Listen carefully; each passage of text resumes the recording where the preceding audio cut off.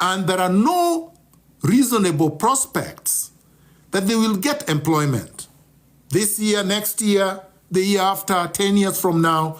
That is not in the plan of these power barons, the bandits in Nairobi. And the Gen Zs could see that and said, look, we own the country.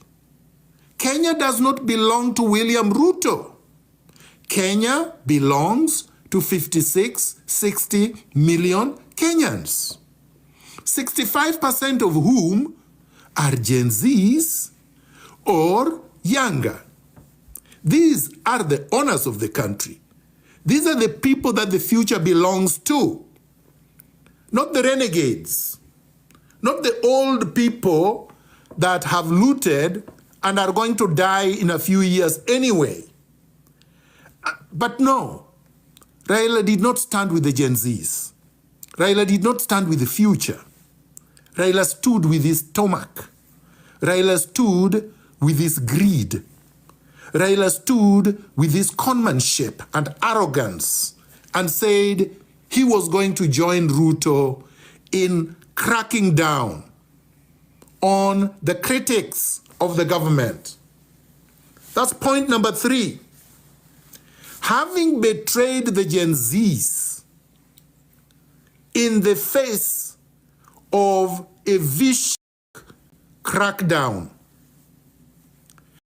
having betrayed the Gen Zs who had shed blood while campaigning for their rights, having betrayed the Gen Zs that were just about to lead and overhaul a complete transformation of the Kenyan rotten political system, having betrayed the Gen Zs that were leading the revolution, Raila Odinga could not be elected in Addis Ababa because that would be a bad betrayal for the entire Gen Zs in the African continent, which is probably 70% of the population of the African continent, billions of people.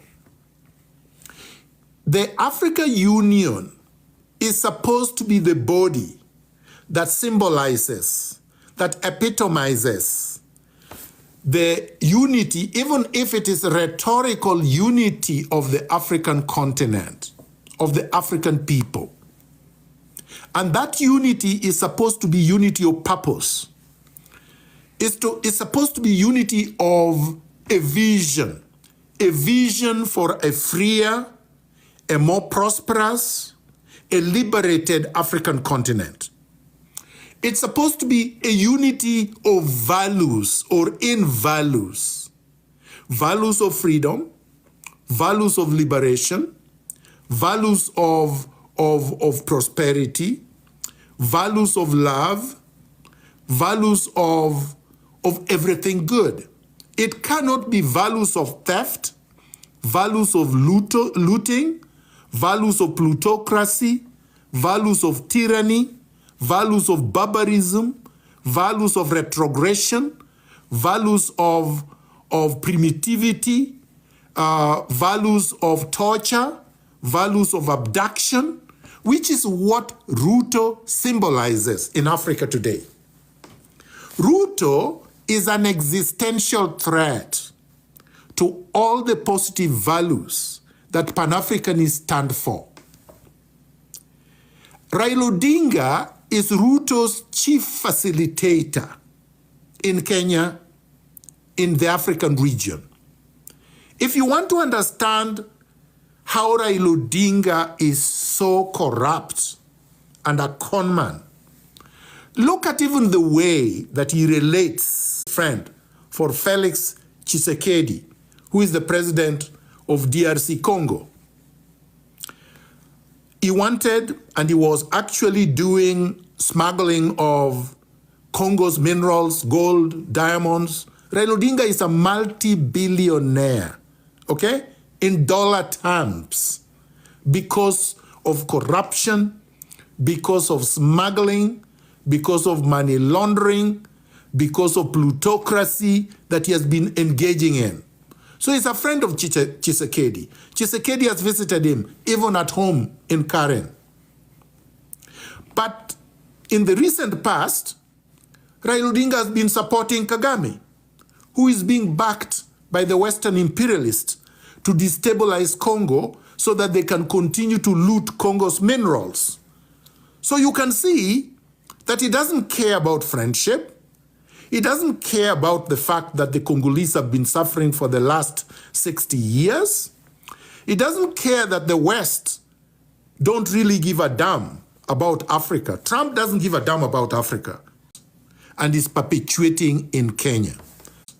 And is perpetuating in Kenya. Number 3, point number 3. The glorious, heroic Gen Zs of Kenya went to the streets in 2024, June 25th. Our revolutionary Gen Zs mobilized, organized, and opposed the Finance Bill 2024. They mobilized, they protested, they took over parliament, and they stopped Ruto in his tracks. Ruto was in the process of implementing the most punitive IMF-imposed conditions of taxation without representation, of taxation without benefit, of taxation without rights, of being turned slaves in your own country. And after that happened,